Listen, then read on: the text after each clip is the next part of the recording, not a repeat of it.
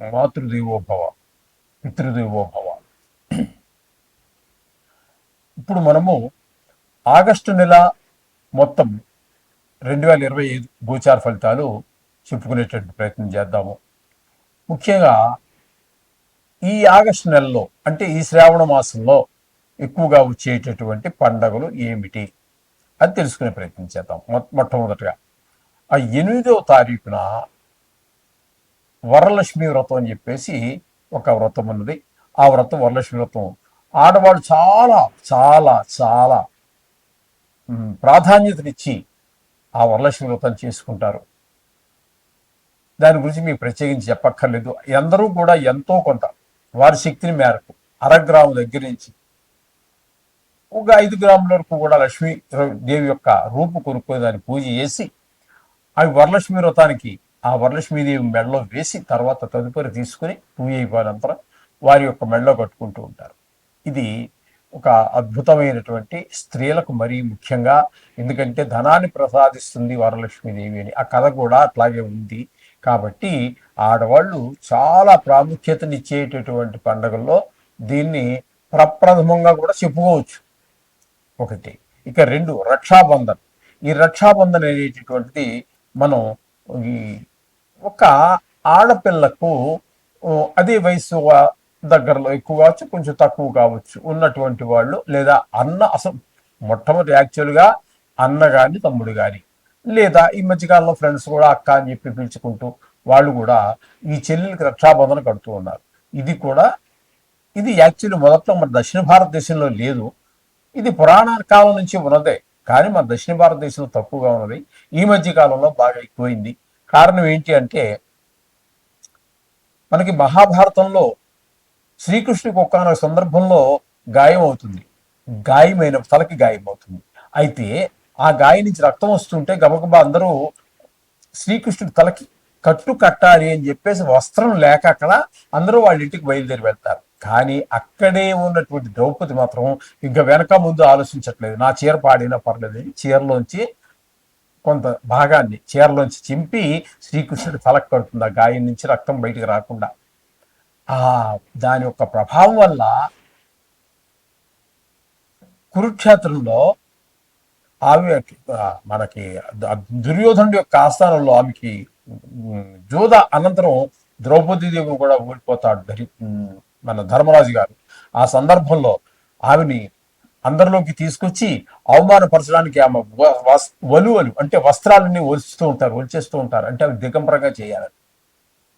ఆనాటి నుంచి ఉన్నాయి చూడండి ఎంత దుర్మార్గాలు. సరే, ఏదైతేమి పాండవులు కూడా అక్కడే ఉన్నారు. భర్తలు 5 మంది ఏం చేయలేకపోయారు. ఎందుకంటే అన్నగారి మాట కట్టుబడి. అవన్నీ ఇంక అక్కర్లేదు, అక్కడికి వెళ్తే లోపలికి వెళ్తే మొత్తం మీద వాళ్ళు ఏమీ చేయలేని నిర్వీరులైపోయారు అక్కడ. ఆ సందర్భంలో కృష్ణుడు ఉన్నాడు. కృష్ణుడు అక్కడ లేడు, కానీ ఎక్కడి నుంచో సర్వాంతర్యామి ఆయన చూడదే ఉంది. ఆయనలోకి నుంచి ఆయన చూస్తూ అక్కడి నుంచి వస్త్రాలు ప్రసాదించాడు. ఈ వస్త్రాలు విప్పాలనుకున్నటువంటి వాళ్ళు లాగి లాగి లాగి లాగి నీరసం వచ్చి జబ్బలు పడిపోయి సొమ్మసిల్లి పడిపోయాడే కానీ ఆ చీరలు అలా వస్తూనే ఉంది. ఇది శ్రీకృష్ణ పరమాత్మ ద్రౌపదీదేవికి ఇచ్చాడు. అది అంటే దీని అర్థం ఏంటంటే ఇప్పుడు మనం అది చేయమని కాదు. ఇక్కడ శ్రీకృష్ణుడు ఒక అన్నగా భర్తలు చెయ్యలేనటువంటి పనిని కూడా ఒక అన్నగా సోదరుడుగా ఎలా అయితే ఆమె మానాన్ని రక్షించాడో అలాగే ఈనాడు కూడా రక్షాబంధన ఏదో 10 రూపాయలు పెట్టి మార్కెట్లో అమ్ముతున్నారు, అది తీసుకొచ్చేసామా కట్టేసామా, ఆవిడ ఏదో 100 రూపాయలు ఇచ్చిందా లేకపోతే మనమే 1000 రూపాయలు ఇచ్చా, అది కాదండి ఇక్కడ కావాల్సింది. అన్నలాగా నువ్వు నీ చెల్లెలను తోడబుట్టిన వాళ్ళు అక్క కావచ్చు చెల్లెలు కావచ్చు వాళ్ళని కాపాడాలి. ఇది కాన్సెప్ట్. ఈ పని చేస్తున్నారా అది చూడండి. బయట ప్రపంచంలో ఎలా ఉందో మీకు తెలుసు, నేను చెప్పక్కర్లేదు. ఓకే. ఇక ఇదే మాసంలో మనకి ఇంకా సంకటహార చతుర్థి ప్రతి మాసంలో వచ్చేటటువంటిది కొనుక్కోండి. ఇక ఆగస్టు 15 మనకు స్వాతంత్రం వచ్చిందని చెప్తున్నారు. అది ఎంతవరకు మనకు స్వాతంత్రం వచ్చిందో మీకు తెలుసు, నాకు తెలుసు. ఇక దాని గురించి వెళ్ళక్కర్లేదు, రాజకీయాల దగ్గర వెళ్ళక్కర్లేదు. ఇకపోతే 16వ తారీఖున శ్రీకృష్ణ జయంతి. మహానుభావుడు కృష్ణం వందే జగద్గురు అన్నారు. ప్రపంచానికి జగద్గురు, జగత్తుకే, ప్రపంచం కాదండి. ప్రపంచం అంటే భూలోకం ఒకటే, మొత్తం జగత్. అక్కడ అంతకి గురువు ఆయన. అటువంటి కృష్ణుడు పుట్టినటువంటి రోజు అది 16వ తారీఖున. ఇక 27వ తారీఖున వాడల వీధి వీధిన గల్లీ గల్లీలో అన్ని చోట్ల మహావైభవంగా జరిగేటటువంటి వినాయక చవితి ఒకటి వస్తున్నది. అది కూడా ఈ నెలలోనే వస్తున్నాయి. ఈ నెలలో ఇన్ని శుభ పరిణామాలు, ఇన్ని మంచి పండగలు, ఇంత శుభమైనటువంటి మాసంగా మనం తప్పకుండా చెప్పుకోవాలి. ఈ చెప్పుకున్నవన్నీ చెప్పుకోవడానికి, చెప్పడానికి, మీరు వినడానికి కాదండి. వీటిని మనం వీలైనంత వరకు ఆచరించాలి. అది అర్థమైంది కదండి. ఈ నెలలో వచ్చేటువంటి విశేషాలు ఇవన్నీ. ఇప్పుడు మనము సింహరాశి వారికి ఆగస్టు నెల 2025 సంవత్సరం గోచార ఫలితాలు ఏ విధంగా ఉంటాయో తెలుసుకునేటట్టు ప్రయత్నం చేద్దాము. ఇక్కడ సింహరాశి వారికి సింహంలోనే రవి సంచారం ఒక 14 రోజులు జరుగుతోంది. మరి 31 రోజుల్లో 14 రోజులు పోతే మిగతా 15 రోజులు ఏమయ్యాయి అని తీసుకున్నట్టయితే వెనక స్థానమైనటువంటి సింహరాశికి వెనక స్థానమైనటువంటి కర్కాటక రాశిలో సంచారం చేస్తూ ఉన్నారు. అక్కడ ప్రారంభమైంది. అక్కడి నుంచే 15 రోజులు అయిపోయిన తర్వాత ఇక్కడ సింహంలోనికి వస్తున్నారు. కాబట్టి ఇక్కడ రవి వ్యయ స్థానంలో కానీ జన్మస్థానంలో కానీ శుభ ఫలితములను ఇవ్వజాలరు. వ్యయ స్థానంలో ఉన్నప్పుడు డబ్బులు, ధన వ్యయము, ధన నష్టము, మనోవిచారము ఇట్లాంటివన్నీ జరుగుతూ ఉంటాయి. ఇంకా జన్మస్థానంలో ఉన్నప్పుడు మంచి ఆలోచనలు రావు, శరీరానికి గాయాలయ్యే అవకాశం ఉంటుంది. అనారోగ్యాలు అంటే ఫ్లూ జ్వరం అనో లేకపోతే ఏవో జ్వరం, రంప, దగ్గు, జలుబు ఇలాంటివో ఏదో ఒక అనారోగ్యం కలిగే అవకాశం మనకి కనిపిస్తుంది. అలాగే జన్మస్థానంలో ఉన్నప్పుడు ప్రవర్తనలోనూ ఆలోచనలోనూ కూడా తేడా వస్తూ ఉంటుంది. చెడు వైపు ఎక్కువగా ముగ్గుతూ ఉంటుంది. ఈ విధమైన పరిస్థితులన్నీ కూడా జన్మల్లో ఉన్నప్పుడు జరిగేటటువంటి పరిస్థితులు. ఇకపోతే బుధగ్రహ సంచారం కూడా ఒక 3 రోజుల పాటు ఇక్కడ జరుగుతున్నది. మరి 31 రోజులకి 3 రోజులు అయితే మిగతా 28 రోజులు ఏమయ్యాయి అంటే అవి కూడా రవితో పాటుగానే వెనక స్థానమైనటువంటి కర్కాటక రాశిలో సంచారం చేస్తూ ఉన్నారు. అక్కడ 28 రోజులు. ఈ బుధుని యొక్క సంచారం కూడా మనకి వ్యయ స్థానంలో కానీ ఇటు జన్మంలో కానీ 2 చోట్ల కూడా రవిలాగనే శుభ ఫలితములు ఇవ్వజాలరు. రవి ఏ ఫలితాలు ఇస్తూ ఉన్నారో ఇంచుమించుగా అదే ఫలితాలు. వ్యాపారంలో కొంచెం బుధుడు వృత్తికారకుడు కాబట్టి కొంచెం వ్యాపారంలో వెనకబాటుగా ఉండటము, మన మంచి టెక్నిక్స్ అన్ని కావాలన్నట్టు బుధుడే ఎక్కువ కారకుడు. కాబట్టి మన తెలివితేటలు ఎక్కువగా ఏం పనిచేయవు, మన టెక్నిక్లు పనిచేయవు. ఇక్కడ ధన వ్యయము, ధన నష్టము ఇట్లాంటివన్నీ జరిగే అవకాశం ఉంటుంది. కొంతమందికి మనోవిచారం కలుగుతూ ఉంటుంది. చెడు వైపు ఎక్కువగా ఆకర్షిత అయ్యే అవకాశం కూడా ఎక్కువగా కనిపిస్తూ ఉంటుంది. ఈ బుధుని యొక్క సంచారం వల్ల ఇటు జన్మల్లో వల్ల ఈ విధంగా ఉంటుంది. అలాగే జన్మల్లో కేతుగ్రహ సంచారం కూడా జరుగుతోందండి. జన్మల్లో కేతుగ్రహ సంచారం కూడా అటు రవి బుధులతో పాటు ఏ విధంగానో జన్మంలో కేతు అనుకూలమైన ఫలితములు ఇవ్వజాలడు. కాబట్టి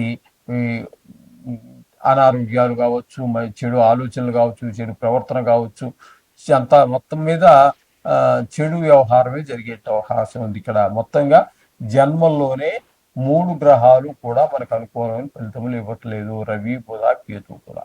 ఇకపోతే కుజుని యొక్క సంచారం ద్వితీయ స్థానం. ఈయన కూడా ఏ విధమైనటువంటి శుభాలు ఇవ్వజాలడు. ఇక్కడ కుటుంబం మీద అంటే ఏ విషయాల్లో మనకి ఎక్కువ ఇబ్బంది పెడతాడు అన్నట్టయితే ధనం రాబడి తగ్గిపోతుంది. అలాగే మాటలో కఠినత్వం పెరుగుతుంది. కుటుంబంలో ఏ విధమైనటువంటి ఆహ్లాదకరమైనటువంటి పరిస్థితులు ఉండవు. అంటే ఈ విధమైనటువంటి ఫలితాలన్నీ కొంతమందికి కంటి జబ్బులు ఉన్న వాళ్ళకి అది కొంచెం ప్రకోపించేటటువంటి అంటే ఎక్కువ అయ్యేటటువంటి అవకాశం ఉంటుంది. అవకాశం ఎక్కువగా మనకు కనిపిస్తుంది ద్వితీయ కుజుడి వలన. కాకపోతే ఇక్కడి నుంచి సప్తమ స్థానంలో రాహుగ్రహ సంచారం. ఇది కూడా ఏ విధమైనటువంటి అనుకూల పరిస్థితులు ఇవ్వజాలడు. ఎందుకంటే సప్తమంలో ఆయన ఇచ్చేటువంటి ఫలితాలు ఏ విధంగా ఉంటాయంటే భార్యాభర్తల మధ్యన అన్యోన్యత లేకపోవటము, అలాగే మీరు ఎవరితోనైనా భాగస్వామ్యంలో వ్యాపారం చేస్తూ ఉన్నట్టయితే వారి మధ్యన కూడా అభిప్రాయ భేదాలు ఉండేటువంటి అవకాశం ఎక్కువగా కనిపిస్తూ ఉంది. అట్లాగే అష్టమ స్థానంలో శని సంచారం జరుగుతున్నా వక్రగతి చేత 7వ స్థాన ఫలితాలు ఇస్తున్న కారణంగా ఈయన కూడా రాహులాగనే భార్యాభర్తల మధ్యన అన్యోన్యత లేకపోవటము, భాగస్వామ్యంలో వ్యాపారం చేస్తున్నటువంటి వారి మధ్యన కూడా అంటే పార్ట్నర్షిప్లో వ్యాపారం చేస్తున్నటువంటి వారికి కూడా అభిప్రాయ భేదాలు వచ్చేటువంటి అవకాశం ఉంది. చేత తగు జాగ్రత్తలు తీసుకోండి. మాటలో కొంచెం జాగ్రత్తగా వాడుకుంటుండండి. అటు భార్యతో ప్రవర్తనలో, అటు భార్యతో కావచ్చు, మన భాగస్వామ్యంలో వ్యాపారం చేస్తున్న వారి మధ్యన కావచ్చు. ఈ విధమైన ఫలితాలన్నీ కూడా అక్కడ మనకు కలుగుతూ ఉన్నాయి. ఇకపోతే ఈ రాశి వారికి అనుకూలమైన ఫలితాలు ఇచ్చేటటువంటివి ఏమున్నాయి అని చూసినట్టయితే ఇక్కడ ఏకాదశ స్థానంలో గురు శుక్రుల యొక్క సంచారం జరుగుతోందండి. అయితే శుక్రుడు పూర్తిగా ఏకాదశ స్థానంలో లేడండి, అక్కడికి 20 రోజులు మాత్రం సంచారం చేస్తున్నాడు. అట్లాగే శుక్రుడు మళ్ళీ 11 రోజులు వ్యయ స్థానంలో సంచారం చేస్తున్నాడు. ఇప్పుడు ఏకాదశ స్థానంలో సంచరించేటటువంటి గురు శుక్రుల గురించి ముందుగా చెప్పుకుందాం. ఏకాదశ స్థానంలో ఏ గ్రహం ఉన్నా, నైసర్గిక పాపగ్రహమైనా ఏ గణితం లేకుండానే మంచి ఫలితాలు ఇస్తారనేది కూడా ఇంతకు ముందు కూడా మనం చెప్పుకోవడం జరిగింది. అదేవిధంగా ఇక్కడ ఈ సింహరాశి వారికి గురు యొక్క సంచారం లాభస్థానం కాబట్టి డబ్బులకు లోటు ఉండదు. కుటుంబంలో డబ్బులు మీరు ఆశించిన కంటే కూడా ఎక్కువ సంపాదించే అవకాశం ఉంటుంది. డబ్బులకి ఇబ్బంది లేనటువంటి వ్యవహారం ఉంటుంది. అలాగే అందరూ కూడా మీ సహాయ సహకారాలు అందిస్తూ ఉంటారు.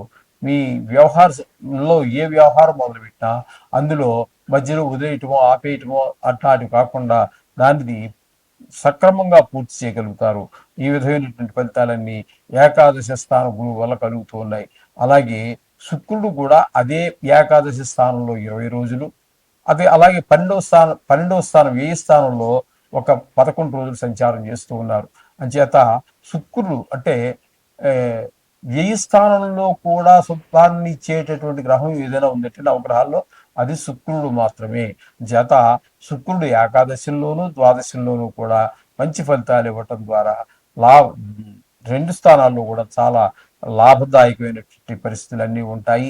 అలాగే సినిమా రంగంలో వారికి, ఈ టీవీ రంగంలో వారికి, ఈ సోషల్ మీడియాలో వారికి కూడా అనుకూలమైన కాలంగా చెప్పవచ్చు. అందులో ఏమాత్రం అనుమానం లేదు. అలాగే షేర్ మార్కెట్లో పెట్టుబడి పెట్టేటటువంటి వారు కూడా ఏకాదశ స్థానంలోనే 2 గ్రహాలు గురువు శుక్రుడు ఉండవు. ఆయన ఈ శుక్రుడు 2 స్థానాల్లోనూ అనుకూలమైన ఫలితాలు ఇవ్వటం అనేటటువంటిది చాలా శుభపరిణామం.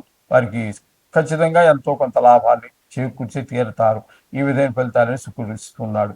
ఇకపోతే రవి సంచారం ఇందాక చెప్పేసుకున్నాము. బుధుడు ఉద్యమంలో గురించి, అలాగే బుధుడి గురించి కూడా మనం చెప్పేసుకోవడం అయిపోయింది. కాబట్టి ఇప్పుడు ఈ విధమైన ఫలితాలన్నీ విన్నారు కదండి.